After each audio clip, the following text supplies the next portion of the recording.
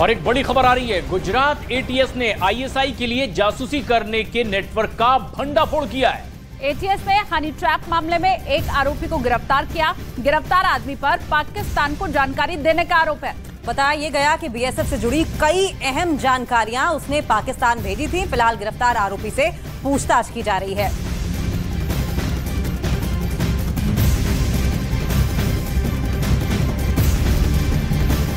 और मेरे सहयोगी जनक इस वक्त जुड़े हुए हैं, उनका हम रुख कर लेते हैं। जनक, जो आरोपी पकड़ा गया है, जिससे पूछताछ की जा रही है, उसके बारे में क्या जानकारी अब तक हाथ लगी है?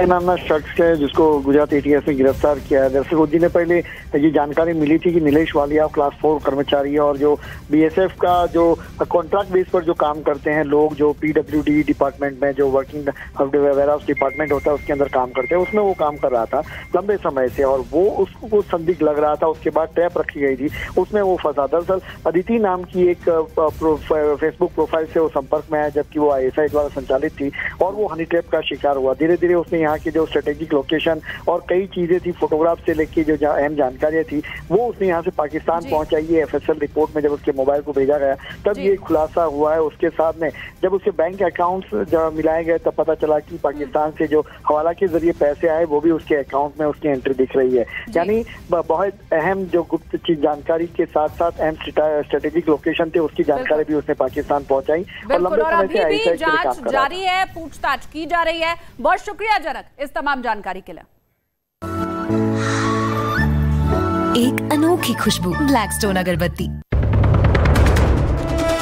तेलंगाना के वारंगल में पीएम मोदी ने किए भद्रकाली मंदिर में दर्शन। तेलंगाना को पीएम ने दी विकास की बम्पर सौगात। 6100 करोड़ की परियोजनाओं की रखी आधारशिला। कार्यक्रम में पीएम बोले, न्यू इंडिया में स्पीड और स्केल से हो रहा है काम।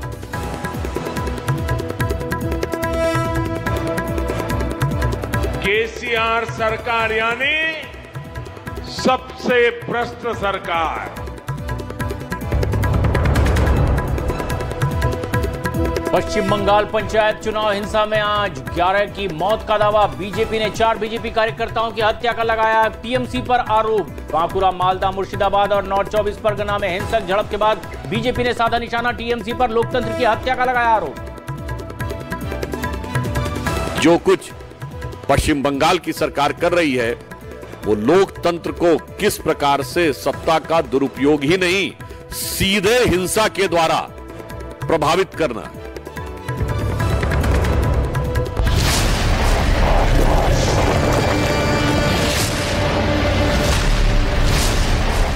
वीडियो में नाले में उफान के बीच वो लोग एक मोटरसाइकिल को नाले के दूसरी तरफ ले जाने की कोशिश करते नजर आए। उन्होंने इसके लिए एक लकड़ी का सहारा लिया। लकड़ी को नाले में पड़े पत्थरों के ऊपर टिकाया गया, जिसके बाद कुछ लोगों ने मोटरसाइकिल को आगे से पकड़ा जबकि बाकी लोग उसे पीछे से धकेलते दिखे। उन्होंने बहुत ही सावधानी से उस नाले को पार कर लिया, लेकिन वहाँ पानी का बहाव इतना ज्यादा था कि अगर गलती से भी उनका पैर फिसल जाता तो उनकी जान भी जा सकती थी। भारी बारिश की वजह से चमोली के कई हिस्सों में सड़कें पानी में डूब गयी, जिसकी वजह से लोग जुगाड़ से ही नदी और नाले पार कर रहे हैं।